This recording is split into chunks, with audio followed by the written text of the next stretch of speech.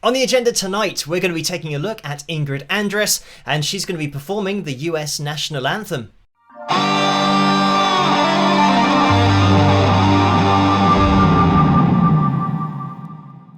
Hello, Phil here from Wings of Pegasus, and welcome to another analysis video. If you enjoy this video, please give it a thumbs up and subscribe. So, I normally get lots of requests through my different email addresses that I have, and they are usually entirely random, but earlier this week I started to get multiple emails linking me to this particular video and this performance, and some people were asking, just what has happened in this performance, or whether it's auto-tune malfunctioning, all that kind of stuff. So we're going to jump into it. I've run the vocal through the pitch monitoring software as well, so we can take a look at that, but let's have a listen.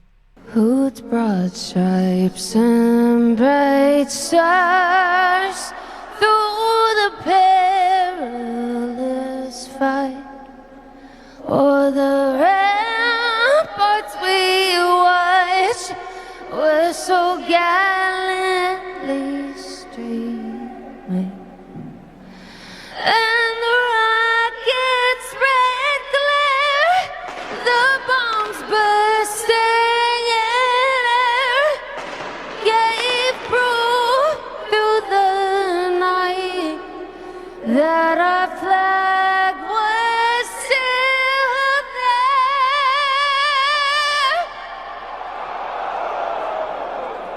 Oh, say does that star-spangled banner yet wave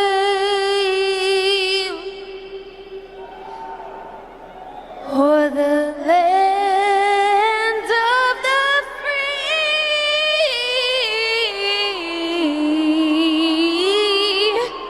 and the home of the brave. And there we have it. So the first thing to mention is, as I'm sure you're aware, this is a fully live vocal.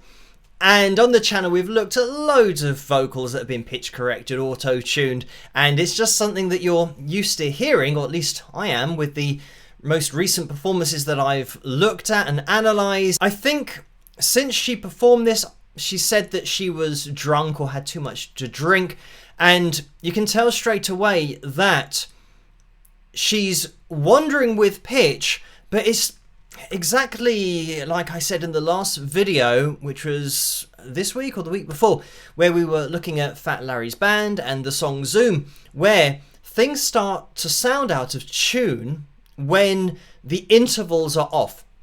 So going back to the beginning, and when I'm talking about pitch correction, auto-tune, that kind of stuff, we're going to have a bit of fun at the end of the video, because I've spent a little bit of time using Melodyne to pitch correct / auto-tune Ingrid's voice, so we can have a listen to what it sounds like when it's, conforming to what the industry standard is nowadays. Let's have a look at this, because we start out, actually, we have the key, and this is where it'll make any note that is not now at the correct interval to the key that we've been given, the starting note, effectively. If everything doesn't really make sense in relation to that, it's going to start to sound out of tune. But let's just let it play again. Who'd broad stripes and bright stars. So here, na na na na na na. We were kind of flat of the F sharp 4, but we are given the key now, na na na ah. So that's the note that you don't even have to be musical to know, or I should say your ear and your brain already knows this. It's stored that note as na. Everything is now being sung in relation to that, even though you might not realize that you know it. You do know it, and that's the reason that you know that this isn't quite where it should be, because your ear can tell the intervals are slightly off. So now that A sharp 4 na na na was closer here to the A4, so that's our first missed interval, because we're closer to the wrong note than the right note. So that's instantly going to give us a bit of a red flag. And here, pretty much again between notes here, but probably closer to the destination than the wrong note. So again, we're, if anything, being backed up here from a pitch perspective as to where the note should be for the rest of the performance. Oh, the ramparts we watch were so gallantly streaming. And even here, these notes, na na na, we're still given that reference point. And the rocket's red glare. So now at this point, when we start getting a little bit higher up, you know, A sharp 4, C5, up and around this kind of range, we extend even higher, you can start to see how these waves on screen, which is Ingrid's pitch, start to become more random. So if you were going to try to draw a straight line through these notes, we would be going up here and then kind of down here, and then we go up and then we're kind of going up and going up. It almost like a diagonal line rather than na na na na, you know, sliding from one note to the next, but having a maintenance of pitch. So we don't really have any notes being maintained here, so the ear can't lock into the notes. The other massive disadvantage that Ingrid has is that everybody in the world knows the melody, so they know the notes that are supposed to be hit, so when they are missed and when they're not consistent and when they're not held, everybody knows that they are incorrect. So that's the other problem. This isn't an original composition or performance, so everyone's going to be able to judge it from the notes that they already know. The bombs bursting in air. And again, you know, when we're looking at these lines, look at how sporadic they are and how seemingly random they are. Gave proof through the night that our flag was still there. So yeah, at this point, and I am going to explain another reason why this has happened, and not just the kind of drinking too much before performing, but I mean here right between notes. So again, the ear is going to struggle to place where that should have been. But this last part, when we get to the C5 to the C sharp 5, this na, there should be a semitone there, but we have na, and we maintain the same pitch that we were already at, even though everybody knows that we should be going up a semitone for that melody.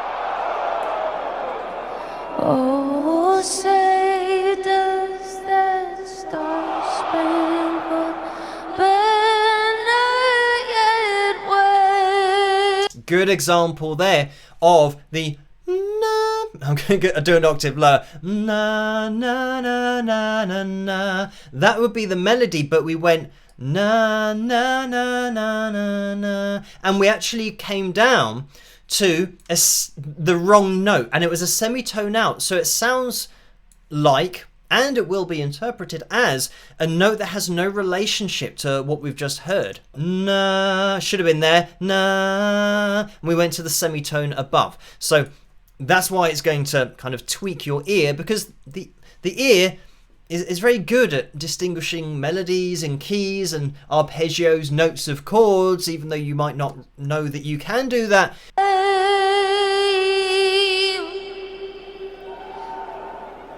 Or the land of the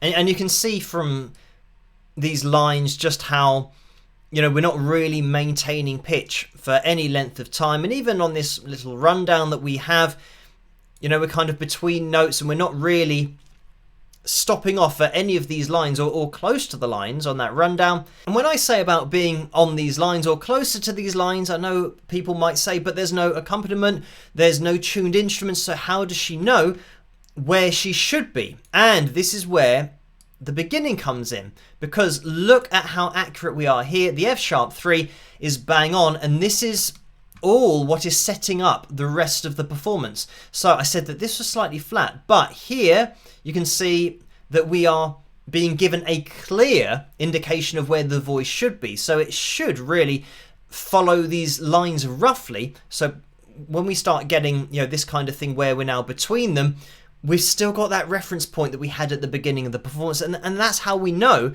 that it all sounds a little bit out. So I must admit that I hadn't heard of Ingrid before and hadn't listened to any of her songs or her music, but I did check out this particular performance, and let's just have a listen to this.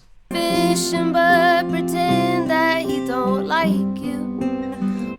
And instantly we've got such a difference in the delivery we've got going on here. Then my dad will check your tires, pour your whiskey over ice and take. So we've got this kind of pour your whiskey over ice, and we've got that kind of sound. Now this it is a very light head voicey kind of sound, and that all these notes that Ingrid is singing are very accurate, so she can hit pitches accurately. But the difference between this style of singing, the way that she normally sings, and then performing the national anthem, well, obviously after having a bit to drink, as she says online, but this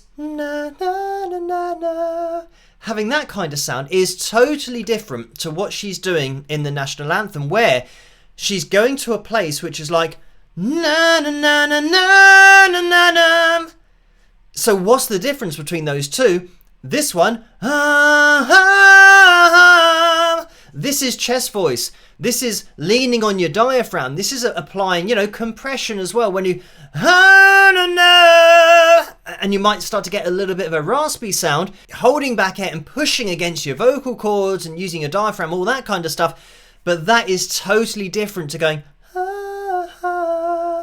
that sound has got no support at all. So when we're combining these two styles of singing, I think with the national anthem, she's gone to the and she's gone to that place, and it might even be too high. It might have been the case that she's just started too high, and she hasn't really kept the intervals under check. So that means that, or in check, so it means that as she ascends, she's actually getting higher. So she's pulling herself out of her comfortable range. And by the time we get to the end, the C5, C sharp 5, she can't maintain that pitch, probably because her physical state at the time, but also it just might be too high for her voice in chest voice. She might be able to hit these notes in a light head voice. But again, this is something that can often happen when you're placed in a situation where, it's a vocal just by itself, it's an a cappella vocal that she's got here, and there are a lot of people in the stadium, she's being filmed, all of these different things, and she might have felt under pressure to try and put more into it, to sing with her chest voice, even though she might not normally do that artistically, and then she's found that, this is too high. And normally where she'd cross over into head voice, pulling up chest voice means that you'll get to a ceiling. And you won't be able to go any higher than that until you start to kind of blend into your head voice and hand it over to your head voice, because it gets too heavy. So now, just for a bit of fun at the end, I've spent as long as I can be bothered to pitch correcting this performance, and it has by no means been hours and hours and hours that you would spend in the studio if you were releasing a song, or any signed artist, what it would go through in the studio, even a performance like this. And I don't use pitch correction or auto-tune, so using Melodyne, for me, I'm an absolute beginner. So somebody would be able to do it a lot better than this, but to give you an idea of the pitch correcting software, what you can do with it, so we'll have a listen, and I have added just a bit of keys and some guitar chords, so you have that as a reference point for pitch, but let's have a listen. Who's broad stripes and bright stars through the perilous fight?